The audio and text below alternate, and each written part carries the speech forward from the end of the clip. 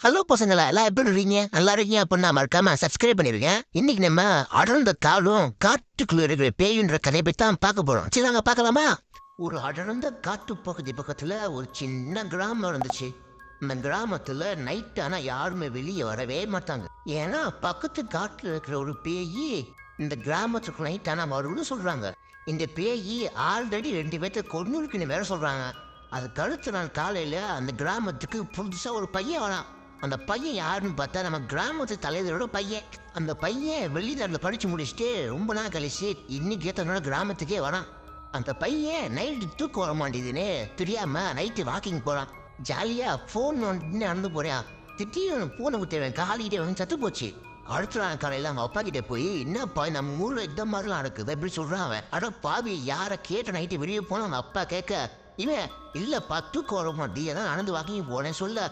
அதை லூசு பயலே நம்ம ஊர் நைட்டான பேய் வரும் தான் அவர் சொல்றது.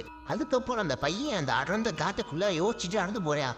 பேயில நம்ம ஊர்ல வர வாய்ப்பே இல்லையே, இது யாரும் கட்டி விட்ட கதை, இதை நான் கண்டுபிடிக்க விட மாட்டேன், யாரோ நம்ம ஏமாத்துறாங்க அப்படின்னு யோசிச்சுட்டே போயிட்டு இருக்கும்போது திடீர்னு மரத்தை வெட்ட சவுண்ட் கேக்குது.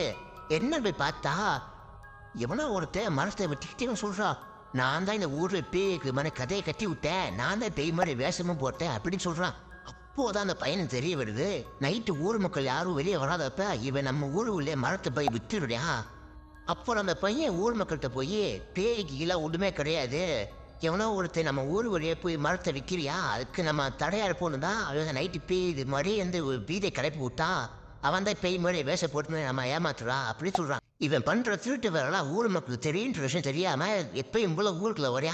ஊர் மக்கள்லாம் நான் பார்த்தோன்னே போட்டு அடி அடி அடிக்கிறான். எங்களோட ஏமாத்துற எங்களே பேருக்கு சொல்லி ஏமாத்துறல எங்க ஊழியமா இது கட்டுறேன் போட்டு அவனை அடி அடி அடிக்கிறாங்க. இதுல இருந்து அவங்களுக்கு தெரிஞ்சிருக்கும் பல நாள் திருட ஒரு நாள் கண்டிப்பாக போடுவோம். அதனால எல்லாருமே ஒழுங்கா இருக்கணும் சரியா. நம்ம வீடியோ என் போட்டு முன்னாடி மறக்காம லைக் பண்ண கிஸ் பண்ணிடுங்க. ஓகே நாளைக்கு பார்க்கலாம். பாய்.